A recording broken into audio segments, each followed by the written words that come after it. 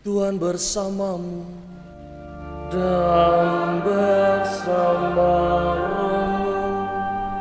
Inilah Injil suci menurut Markus.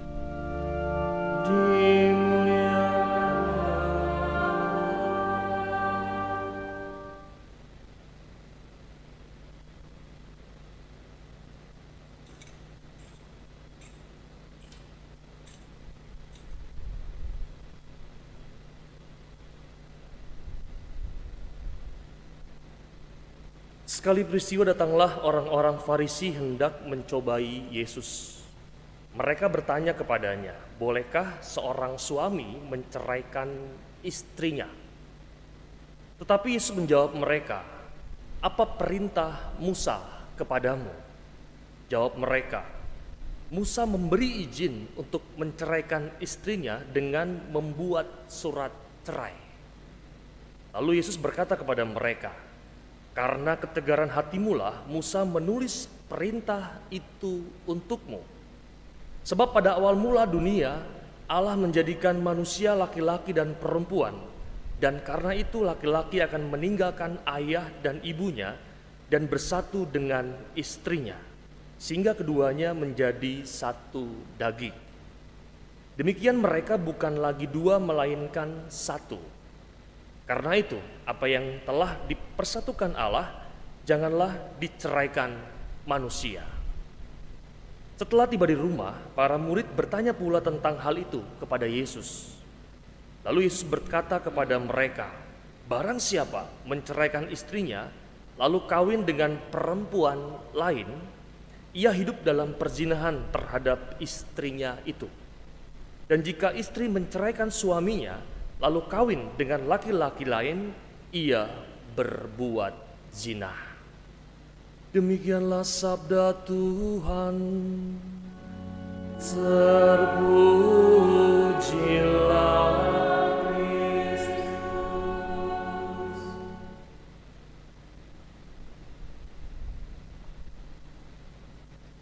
Apa yang telah dipersatukan Allah janganlah diceraikan oleh manusia. Itu tema besar yang kita lihat dalam bacaan Injil hari ini. Maka Bapak Ibu, teman-teman terkasih, saya mau memberi judul hari ini adalah cinta itu melebihi sekedar perasaan. Cinta itu melebihi sekedar perasaan. Maka mohon maaf ini yang masih muda-muda ke bawah, semoga khotbah saya tidak begitu berat untuk membahas tentang cinta itu melebihi sebuah perasaan. Yang menikah, yang sudah menikah dan lagi falling in love, semoga ini menjadi sebuah refleksi yang mendalam untuk Anda semua. Kita mulai. Bapak Ibu, teman-teman muda, dalam lagu-lagu pop, perasaan cinta itu sering direduksi. Apa itu reduksi? Diamini, dimaknai dengan pada aspek perasaan. Itu pada lagu-lagu pop pengalaman cinta. Bahkan sampai tahun ini pun masih banyak lagu-lagu pop itu mereduksi cinta tersebut pada aspek perasaan. Memaknai cinta hanya sebagai suatu perasaan tentu saja tidak memadai. Karena perasaan itu bisa berubah-ubah. Suatu saat menggebu-gebu, tetapi di lain waktu bisa hilang tanpa bekas. Mulai kebayang ya? Perkawinan yang hanya didasari oleh perasaan cinta, tanda kutipnya jelas ya hari ini, tidak mungkin bertahan. Perkawinan yang hanya didasari perasaan cinta tidak mungkin bertahan. Pada saat jatuh cinta, kita buta terhadap yang namanya keburukan pasangan. Kita terjebak kepada impian akan keindahan-keindahan cinta. Harapan akan kebahagiaan di hari-hari yang akan dijalani bersama itu begitu melambung tinggi tanpa batas. Namun di saat harapan itu tidak terpenuhi atau bertolak belakang, ketika berjumpa dengan konflik, kekecewaan dan sakit hati, dengan mudah impian akan keindahan hidup berkeluarga itu akan menjadi sirna atau hilang seketika. Dan penyesalan akan sangat-sangat terasa mendalam dan juga menyakitkan. Maka Yesus menegaskan bahwa cinta itu merupakan sebuah keputusan rasional yang membutuhkan yang namanya komitmen, membutuhkan yang namanya tanggung jawab, dan juga penyerahan diri satu sama lain dalam kebersamaan seumur hidup, dalam suka dan duka, dalam untung dan malang, dalam keadaan sehat dan sakit. Anda mengingat kembali tentang janji Anda di depan pasangan ketika Anda menikah di bawah altar ini, di dalam gereja ini. Bukan berarti saya mau mengatakan pemaknaan cinta seperti itu tidak melibatkan unsur perasaan. Justru sebaliknya sebetulnya. Berbagai perasaan menyertai cinta yang dewasa dan rasional. Saya ulangi, berbagai perasaan itu menyertai cinta yang dewasa dan juga rasional. Selain perasaan romantis yang memabukkan, ada juga kerinduan, ada juga kehangatan, ada juga kecemasan, ada galau, ada lega, ada senang, dan sebagainya. Namun cinta itu melebihi yang namanya perasaan. Sebagai keputusan pribadi yang bebas dan bertanggung jawab, cinta harus terus-menerus dibangun, diperbarui, dan juga diperkembangkan. Ketika Anda masih berpacaran, Anda itu selalu ingin tampil sempurna di hadapan orang yang dicintai. Betul? Pasti. Ketika setelah menikah, tidak ada lagi yang bisa ditutup-tutupi lagi dengan kebersamaan dan interaksi yang terjadi selama 24 jam sehari. Semua kelemahan akan tersingkap. Maka tidak heran kalau ada datang ke Romo itu cuman konfliknya adalah ternyata suami saya itu tidurnya kentut. Itu bukan hal yang sepele. Bagi saya sepele.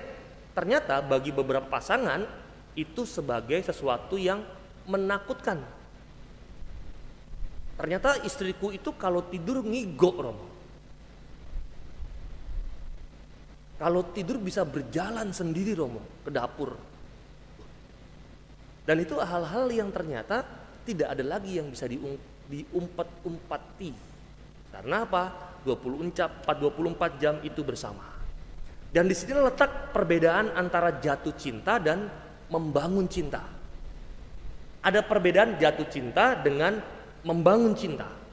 Di saat jatuh cinta, hati diliputi dengan keadaan yang serba indah dan menyenangkan saat jatuh cinta. Namun membangun cinta justru diperlukan di saat mengalami yang namanya konflik, ketidaksepahaman, kecewa, marah, dan sakit hati. Menangkap nih? Jatuh cinta itu keadaan yang menyenangkan dan serba indah. Tetapi membangun cinta dibutuhkan ketika situasinya itu tidak positif atau negatif dalam bahasa kita. Dalam keadaan konflik, cinta tidak lagi berwujud pelukan mesra dalam keadaan konflik, melainkan berbentuk etikat baik untuk bersama-sama mencari solusi dari masalah yang sedang dihadapi. Solusi yang bisa diterima untuk semua pihak, bukan hanya salah satu pihak. Cinta yang dewasa tidak menyimpan yang namanya unek-unek, apa itu? Atau rahasia. Saling keterbukaan dalam segala hal termasuk hal-hal yang peka seperti masalah keuangan, maaf kata kehidupan seksual, harapan dan kekecewaan, campur tangan mertua dan sebagainya. Namun sepeka apapun, masalah itu perlu dibicarakan agar konflik tidak berlarut-larut. Maka ada banyak pasangan yang kanonik kepada saya senang saya dengarnya. Kami itu kalau punya masalah harus selesai hari ini. Tidak dibawa dalam mimpi atau tidur atau berganti hari. Itu sesuatu yang baik dipertahankan. Dalam dialog dari hati ke hati, kita harus saling menjaga perasaan satu sama lain, tidak saling menyalahkan atau melukai. Jika konflik dibiarkan berlarut dalam rumah tangga akan berubah menjadi yang namanya neraka. Maka neraka itu hadir dalam duniaku saat ini, Romo. Karena apa? karena konflik yang berkepanjangan dalam hidup rumah tangga. Nah, pertanyaannya, apakah kondisi ini bisa diperbaiki? Jawabannya tentu bisa. Dengan cara apa? Balik kembali, mengingat kembali komitmen awal ketika Anda itu mau menjalin cinta atau menikah. Ini saya tekankan terus-menerus motivasi awal ketika orang itu datang untuk penyelidikan kanonik. Motivasi awalmu apa? Motivasimu menikah itu apa? Kalau tidak ditemukan, itu yang harus dicari sebelum sampai kepada jenjang pernikahan. Balik kembali ke komitmen awal. Apakah dulu ingin mencari teman hidup atau mencari musuh dalam hidup? Kan pertanyaan esensial. Apakah Anda menikah untuk mencari teman hidup atau musuh dalam hidup? Kalau memang mencari teman hidup, kenapa sekarang malah bermusuhan? Kenapa sekarang malah berkelahi atau berantem? Maka ditekankan, mencari teman hidup memang dimulai dengan jatuh cinta. Mencari teman hidup memang dimulai dengan jatuh cinta. Tetapi sesudahnya yang harus dilakukan seumur hidup adalah membangun cinta, bukan jatuh kepada perasaan jatuh cinta. Sebetulnya khotbah saya berhenti di situ sih. Tambahan lagi aspek yang lain adalah keterbukaan, intimitas, komitmen itu merupakan faktor utama terciptanya perkawinan yang bahagia. Maka ketika saya bertanya kepada beberapa pasang suami dan istri yang berbahagia tentang pasangannya, mereka menyatakan bahwa pasangan hidupku adalah teman terbaik dalam hidupku. Nah, maka pertanyaan utamanya, apakah aku hari ini itu sudah bisa melihat pasangan hidupku itu sebagai teman yang terbaik atau belum? Tambahan lagi bumbunya.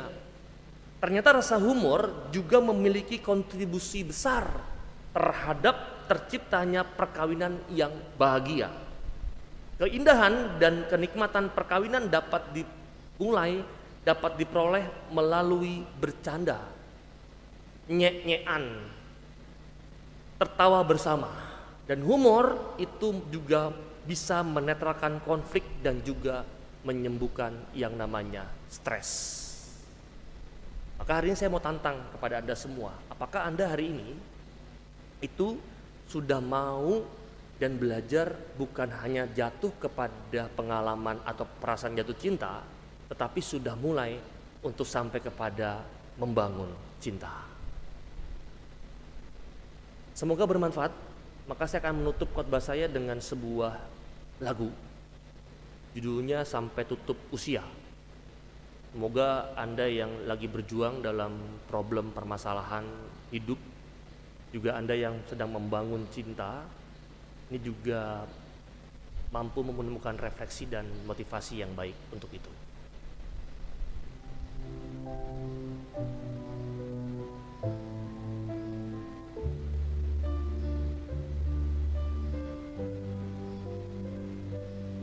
Aku tercipta olehnya untuk selalu aku cintai.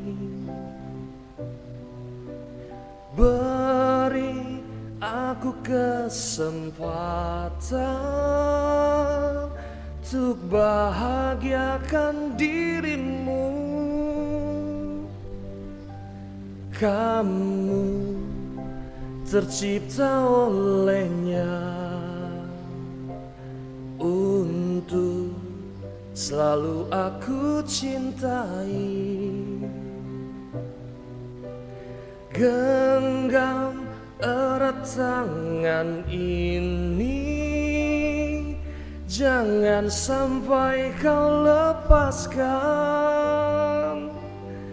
Sampai aku tutup usia, kan ku jaga hatimu sampai aku tua. Walau keriput di pipimu terlihat, takkan goyahkan cintaku yang begitu kuat.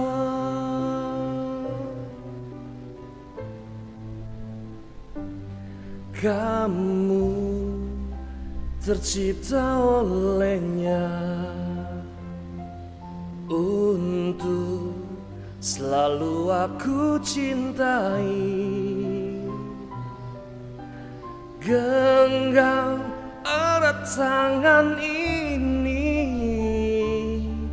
jangan sampai kau lepaskan. Sampai aku tutup usia, kan ku jaga hatimu sampai aku tua. Walau keriput di pipimu terlihat, takkan goyahkan cintaku yang begitu kuat.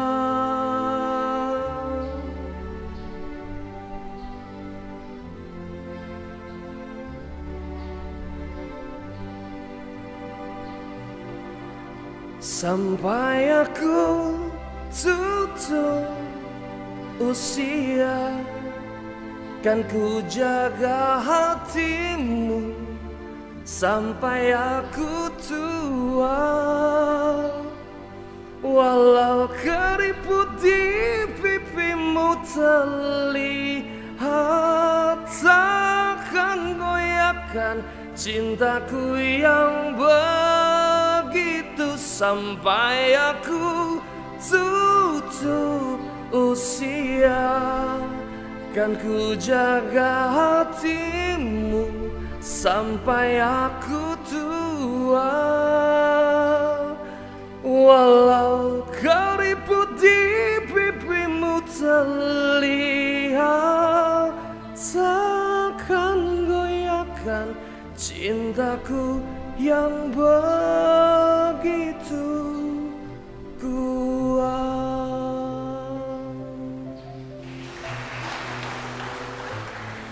Bapak Ibu teman-teman, semoga cinta kita menjadi cinta yang sungguh baik, bukan cuma sekedar perasaan, tetapi sungguh berjuang untuk melebihi perasaan dengan komitmen dan tanggung jawab kepada Allah juga sama kita. Maka mari kita hening sejenak.